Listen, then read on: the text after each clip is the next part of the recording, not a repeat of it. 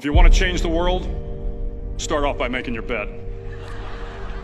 If you make your bed every morning, you will have accomplished the first task of the day. It will give you a small sense of pride, and it will encourage you to do another task, and another, and another. And by the end of the day, that one task completed will have turned into many tasks completed. Making your bed will also reinforce the fact that the little things in life matter. If you can't do the little things right, you'll never be able to do the big things right. And if by chance you have a miserable day, you will come home to a bed that is made, that you made. And a made bed gives you encouragement that tomorrow will be better. To pass SEAL training, there are a series of long swims that must be completed. One is the night swim. Before the swim, the instructors joyfully brief the students on all the species of sharks that inhabit the waters off San Clemente. They assure you, however, that no student has ever been eaten by a shark, at least not that they can remember.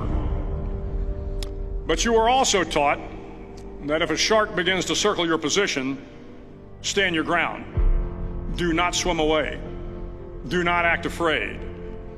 And if the shark, hungry for a midnight snack, darts towards you, then summons up all your strength and punch him in the snout, and he will turn and swim away. There are a lot of sharks in the world. If you hope to complete the swim, you will have to deal with them. So if you want to change the world, don't back down from the sharks. Over a few weeks of difficult training, my SEAL class, which started with 150 men, was down to just 42. There were now 6 boat crews of 7 men each. I was in the boat with the tall guys, but the best boat crew we had was made up of the little guys, the Munchkin crew, we called them. No one was over 5'5". The Munchkin boat crew had 1 American Indian, 1 African American, 1 Polish American, 1 Greek American, 1 Italian American, and 2 tough kids from the Midwest. They out-paddled, outran, and outswam all the other boat crews. The big men in the other boat crews would always make good-natured fun of the tiny little flippers the Munchkins put on their tiny little feet prior to every swim.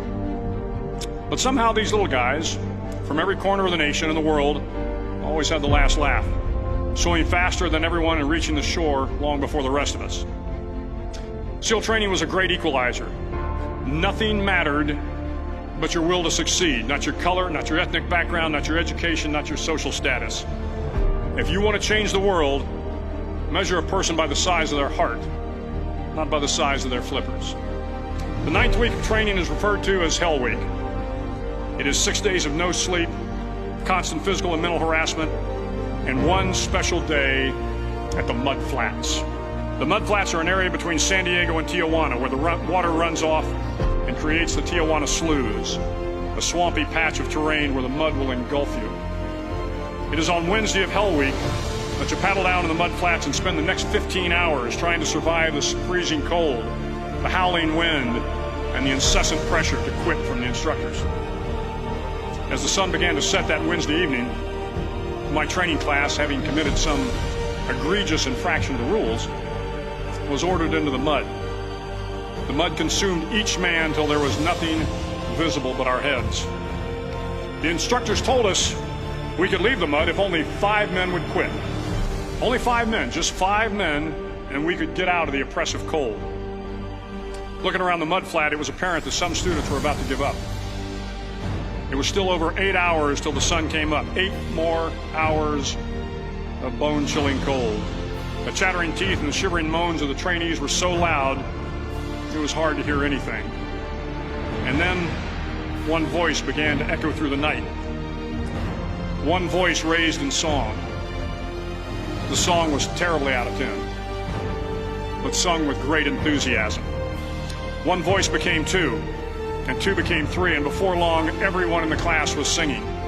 The instructors threatened us with more time in the mud if we kept up the singing, but the singing persisted, and somehow the mud seemed a little warmer, and the wind a little tamer, and the dawn not so far away.